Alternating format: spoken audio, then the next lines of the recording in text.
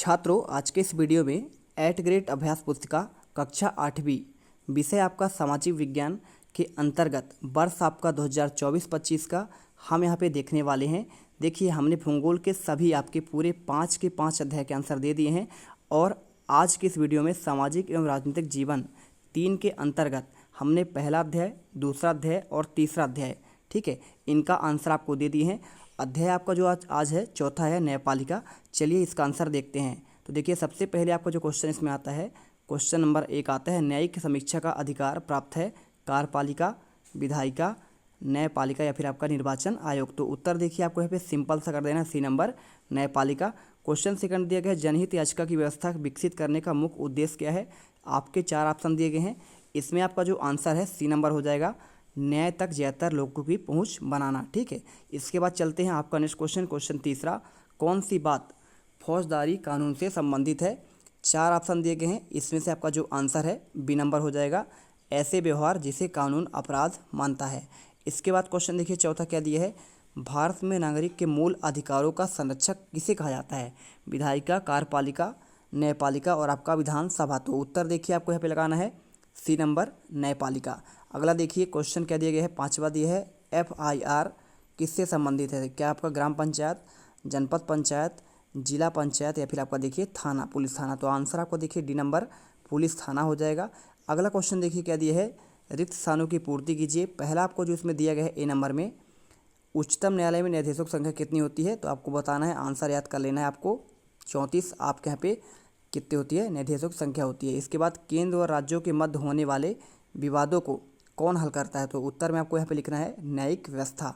अगला क्वेश्चन देखिए सी नंबर, सर्वोच्च न्यायालय के मुखिया को डैश डैश कहा जाता है। तो उत्तर देखिए आपको यहाँ पे मुख्य न्यायाधीश, ये जो है सर्वोच्च न्यायालय यानी आपका सुप्रीम कोर्ट के मुखिया होते हैं। क्वेश्चन देखिए इसमें डी नंबर में दिया है, मध्य प्रदेश के उच्च न्यायालय का मुख्यालय कहाँ पे है। तो क्या आपका यहाँ पे इंदौर है, ग्वालियर या फिर भोपाल या फिर जबलपुर। तो देखिए आपको जो आंसर है यहाँ पे ना, आपको जबलपुर लगाना है। अगला देखिए ई नंबर, लास्ट क्वेश्चन है, डैश डैश के फैसले देश की सभी अदालतों पर लागू होते हैं। तो सर्वोच्च न्यायालय इसमें आपको आंसर लिखना है। अब चलते हैं, इसके बाद क्वेश्चन आपका 7वां आता है, न्यायपालिका किन किन विवादों का निपटारा करती है। तो उत्तर में देखिए आपको लिखना है, न्यायपालिका नागरिक व सरकार, 2 राज्यों, राज्य सरकारें और केंद्र और राज्य के सरकारों के बीच पैदा होने वाले विवादों को हल करती है। इसके बाद चलते हैं क्वेश्चन 8वां पर, न्यायिक समीक्षा को आपको समझाना है। तो देखिए आपको इसमें लिखना है, संविधान की व्याख्या का अधिकार मुख्य रूप से न्यायपालिका के पास होता है और संसद द्वारा पारित किया गया कोई कानून संविधान के आधारभूत ढांचे का उल्लंघन करता है तो वह उस कानून को रद्द कर सकती है और इसे ही न्यायिक समीक्षा कहते हैं। ठीक है, चलते हैं क्वेश्चन 9 नंबर पर, भारत के सर्वोच्च न्यायालय की स्थापना कब की गई थी। तो आपको यहाँ पे उत्तर में लिखना है 26 जनवरी 1950 को इसकी स्थापना की गई थी। क्वेश्चन देखिए 10वां नंबर, स्वतंत्र न्यायपालिका किसे कहते हैं। उत्तर में लिखिए, स्वतंत्र न्यायपालिका का अर्थ है विधायिका और कार्यपालिका जैसी राज्य की अन्य शाखाओं न्यायपालिका के काम में दखल नहीं दे सकती हैं और अदालतें सरकारों के अधीन नहीं होती है, ना ही वे सरकार की ओर से कोई काम करती हैं।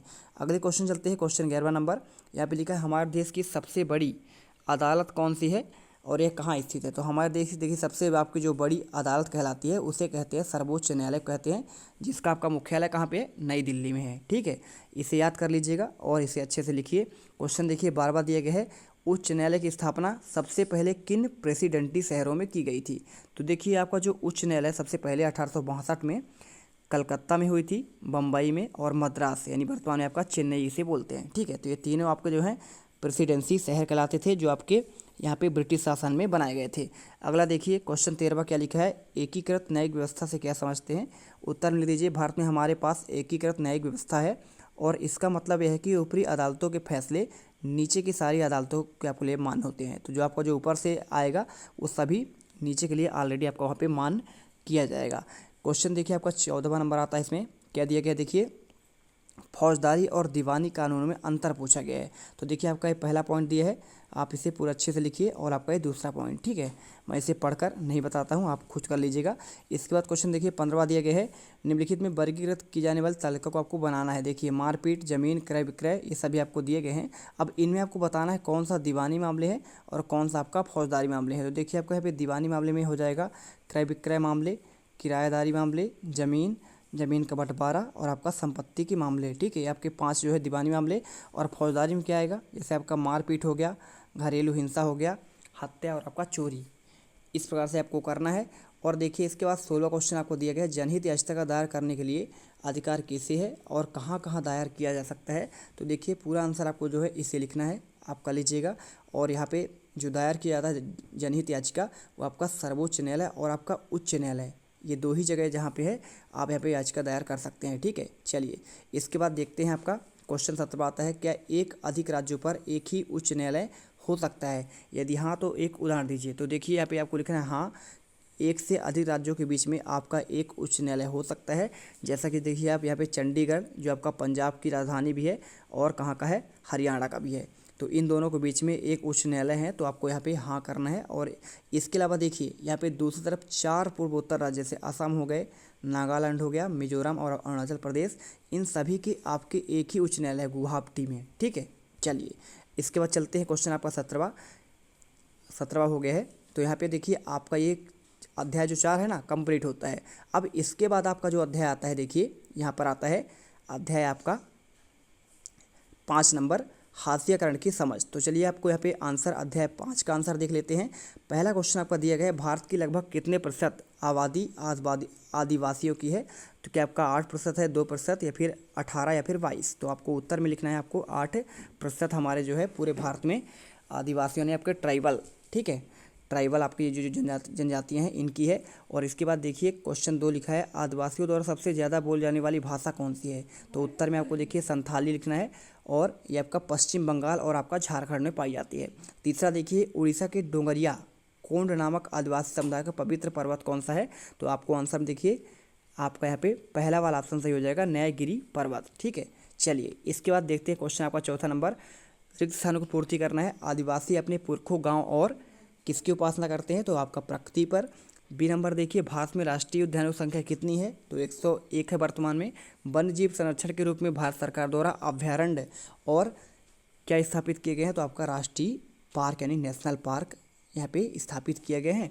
2011 की जनगणना के आधार पर भारत की साक्षरता दर कितनी है? तो आपको यहाँ पे आंसर याद करना है, 74 आपकी जो है यहाँ पे % आपकी साक्षरता दर है, यानी 74% जो लोग हैं ना हमारे भारत में यहाँ पे साक्षर हैं, पढ़े लिखे हैं। और इसके बाद देखिए, अपने परंपरागत निवास स्थानों के छीनने की वजह से आदिवासियों को पलायन कहाँ होता है? तो देखिए जब वो क्या करते हैं, परंपरागत चीज़ें जब उससे नष्ट होती हैं तो शहरों की ओर पलायन करते हैं, यानी भागते हैं। और इसके बाद देखिए क्वेश्चन 5 आता है, आदिवासी शब्द का आशय क्या है? तो आपको यहाँ पे लिखना है, देखिए इसका मतलब होता है मूल निवासी। ये ऐसे समुदाय हैं जो जंगलों के साथ साथ जीते आए हैं और आज भी उसी तरह जी रहे हैं। ठीक है, चलिए हमारे देश में सर्वाधिक जनजाति वाले राज्य कौन कौन से हैं? तो देखिए जो आपके सर्वाधिक जनजाति वाले हैं ना, यहाँ पे आपका सबसे पहले आपका उड़ीसा आता है, फिर मध्य प्रदेश आता है, राजस्थान आता है, अरुणाचल प्रदेश आपके, और इसके जैसे आपके बहुत सारे आपके राज्य हैं।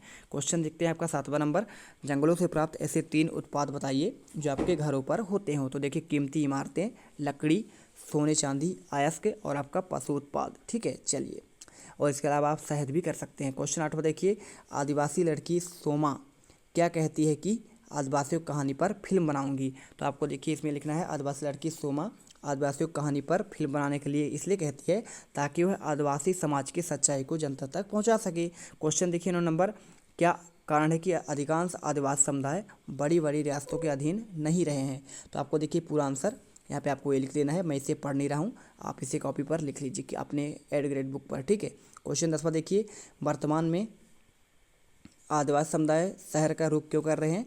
तो आपको बताना पड़ेगा। इसमें देखिए, आजीविका और भोजन के अपने मुख्य स्रोत से वंचित रह गए हैं और अपने परंपरागत निवास स्थानों को छीनने जाने की वजह से सारे आदिवासी काम की तलाश में शहर की ओर रुख कर रहे हैं। क्वेश्चन के देखिए 11वां, क्या कारण है कि खनन परियोजना के कारण विस्थापित होने वाले 50% अधिक आदिवासी समुदाय हैं? तो आपको देखिए यहाँ पे लिखना पड़ेगा, यहाँ पे क्या देखिए, अन्य प्राकृतिक संसाधनों की भरमार रही है, कहाँ? आपका आदिवासी इलाकों पर, और इनके ज़मीनों में खनन हो रहा है और विशाल औद्योगिक परियोजनाएं भी चल रही हैं। तो इससे क्या होते हैं, देखिए वो विस्थापित होते हैं। तो आपको यहाँ पे आंसर लिखना है।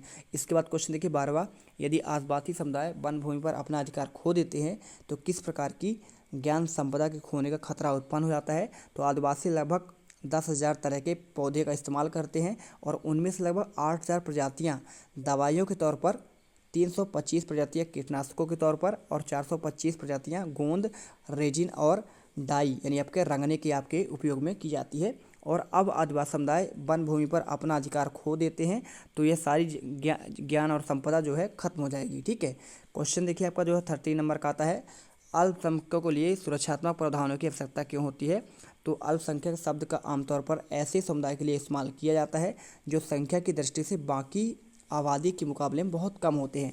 अल्प मतलब कम होता है और संख्यक मतलब जिनकी संख्या बहुत थोड़ा हो। तो इस प्रकार से आपको आंसर करना है। अगला देखिए क्वेश्चन 14 नंबर क्या लिखा है, वन संरक्षण के लिए हम क्या कर सकते हैं, अपना सुझाव दीजिए। तो पहला देखिए, नियंत्रित वनों की कटाई, आपको वनों की कटाई नहीं करनी है और वनों को आग लगाने से आपको बचाव करना है। ठीक है, तो आपको ये इनका आंसर लिखिए। और इसके अलावा देखिए तीसरा क्या है, वृक्षारोपण करना है आपको। ठीक है, आपको कार्यक्रम चलाना है जिससे वृक्ष की संख्या बढ़ सके। और इसके अलावा संसाधनों का उचित उपयोग करना है और टिकाऊ भूमि प्रबंधन द्वारा करना है। वनों के लिए अधिक चराई से आपको बचाना है और वन संरक्षण के लिए सख्त कानून आपको बनाना है। और इसके बाद देखिए क्वेश्चन आपको जो है इतने ही क्वेश्चन आपके हैं 14 क्वेश्चन। तो इस प्रकार से देखिए यहाँ पे हमने इसका भी पूरा आंसर देख दिया है। अगर वीडियो पर पहली बार यहाँ पे विजिट कर रहे हैं तो वीडियो को लाइक कीजिए, चैनल सब्सक्राइब तो कर ही लीजिए जिससे आपको आने वाले हर एक विषय का एड ग्रेड का आंसर मिल सके। मिलते हैं नेक्स्ट वीडियो पर। जय हिंद, जय भारत।